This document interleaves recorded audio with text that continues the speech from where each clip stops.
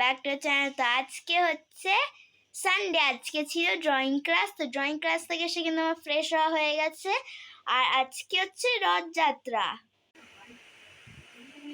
বন্ধুরা, আজকে মা খিচুড়ি বানিয়েছে আর রান্নার জায়গাটা কিন্তু নোংরা হয়ে আছে। কেন? মা কিন্তু ভাইকে সামলাচ্ছে, ওই জন্যে। এই বন্ধুরা, আজকে রাধাকৃষ্ণ কিন্তু সেজেছে, মাছে ফুল দিয়ে সাজিয়েছে একটু। আর গপু কানাই বোজো আজকে কিন্তু সুন্দর জামা পরেছে। বন্ধুরা, আজকে রথযাত্রা বলে ননি কিন্তু সুন্দর জামা পরেছে আর এখন খাচ্ছে বাতাসার জল। সকালবেলা বাতাসার জল খেয়েছে। এই দেখুন বন্ধুরা, আজকে রথ আর আজকে কিন্তু বৃষ্টি হচ্ছে। মা খিচুড়ি বানিয়েছো? আরে এখানে কি ভাজছো? এখানে পটল ভাজা আছে, পাপড় ভাজা করছি, রথ আবার খিচুড়ি করেছি। হ্যাঁ, খিচুড়ির জন্য আলুর পাপড় আর সাবু পাপড় হবে। ও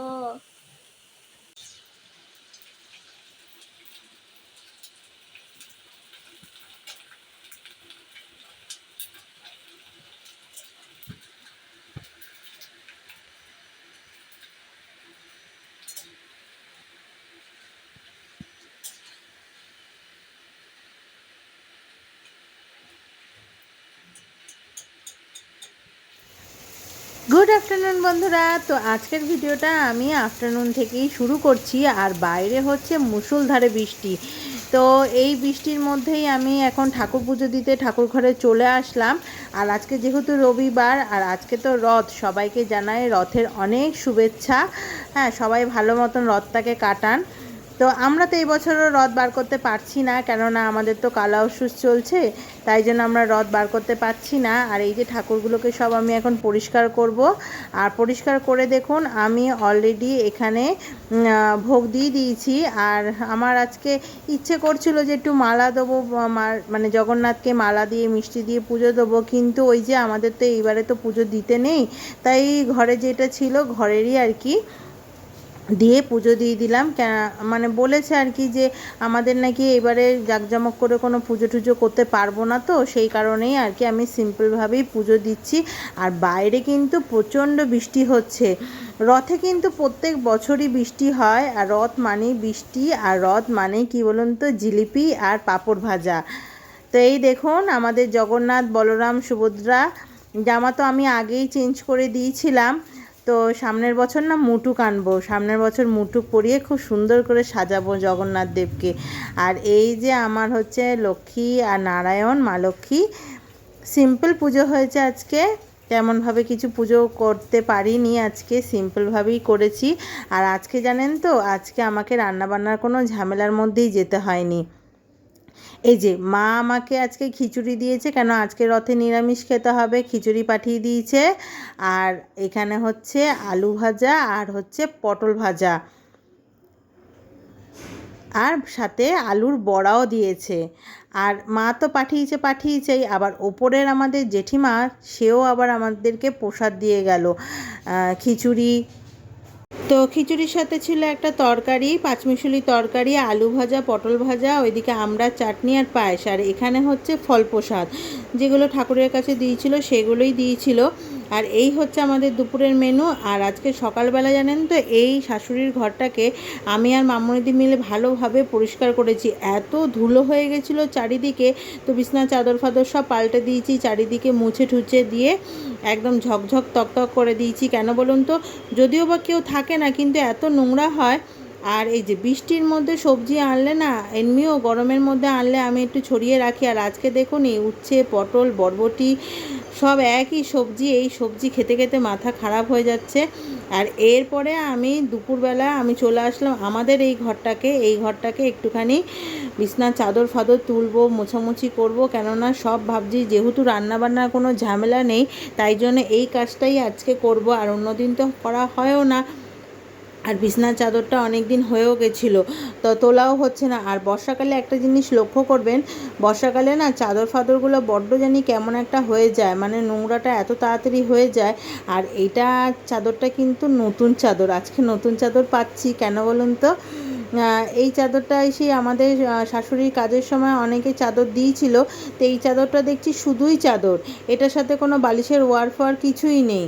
তাই যাক ভাবলাম সুতি চাদরটা, কিন্তু চাদর বালিশের ওয়ার সেট থাকলে না ভালো লাগে দেখবেন, না হলে আবার বালিশের ওয়ারগুলো মিসম্যাচ হয়ে যায়, তো ভালো লাগে না, আমার তো ভালো লাগে না।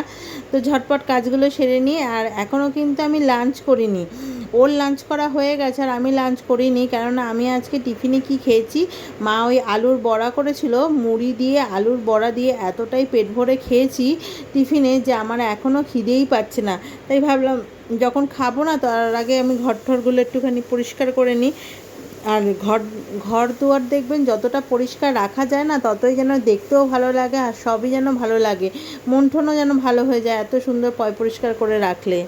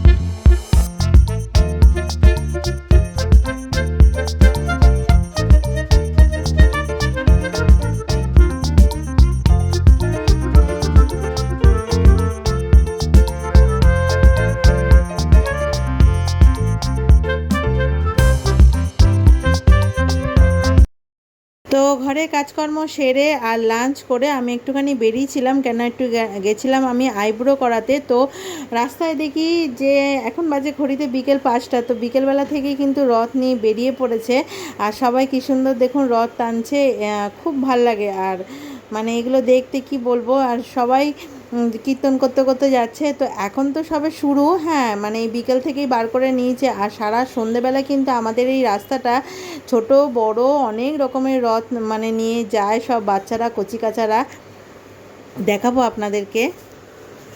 তো এই যে সন্ধেবেলা বললামই নানা রকমের সাইজের রথ নিয়ে সবাই বেরিয়ে যায় এই রাস্তাটাতে।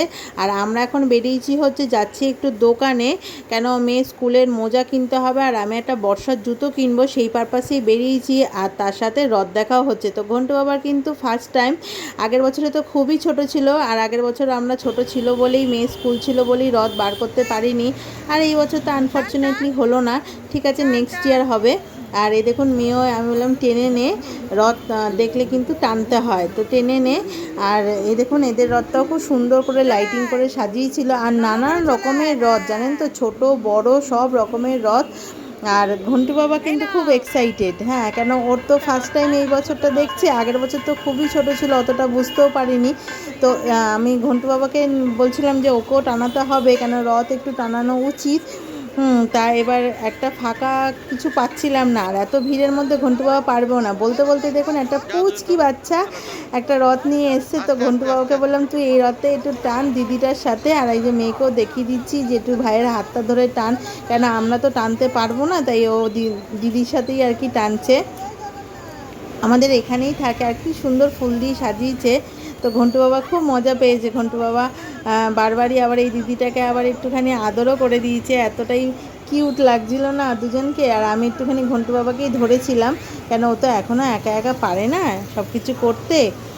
তো যাক, আর রাস্তা আর এখান থেকে না একটা বড় রথও যায় জানেন তো। এই দেখুন পরপর ছোট ছোট অনেক কচি কাঁচা। আর এখানে নাম করা দুটো জায়গা থেকে খুব বড় রথ যায়, মানে ওরা ঢাক ফাক দিয়ে নিয়ে যায়, অনেক ডেকোরেশন করে নিয়ে যায়। কিন্তু সেটা না আমরা দেখতে পারিনি, সেটা একটু অনেক রাত করে হচ্ছিল তো, আর এমনি ওয়েদারটা ভালো ছিল না। আর কখন বলতে কখন বৃষ্টি বৃষ্টি নেমে যাবে। তারপরে হচ্ছে আজকে মানে কালকে আর কি মেয়ে স্কুলও থাকছে সকাল সকাল, ওই জন্য কত রাত অবধি রাস্তায় থাকবো, ওই জন্য বাড়ি চলে গেছি। তারপরেই শুনতে পাচ্ছিলাম যে ওই রকম করে আর কি যাচ্ছে। আর এখানে দেখুন একটা মাঝারি ছাতা দিয়ে একটা রথ আসছে, সেটাই দেখানোর চেষ্টা করছি।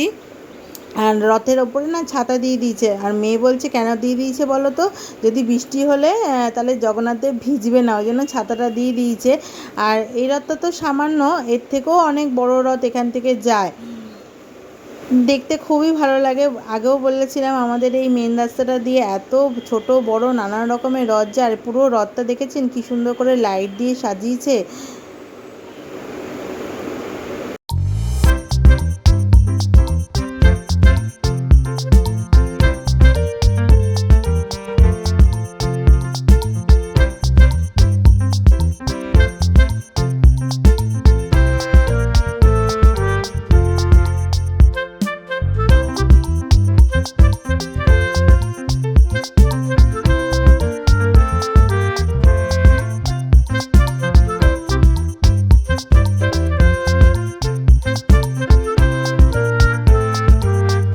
তো এইভাবেই কাটলো আমাদের সারাটা দিন। আর ভিডিওটা যদি ভালো লেগে থাকে চ্যানেলটাকে প্লিজ সাবস্ক্রাইব করবেন, লাইক করবেন, কমেন্ট করবেন। তো আজকের মতন টাটা।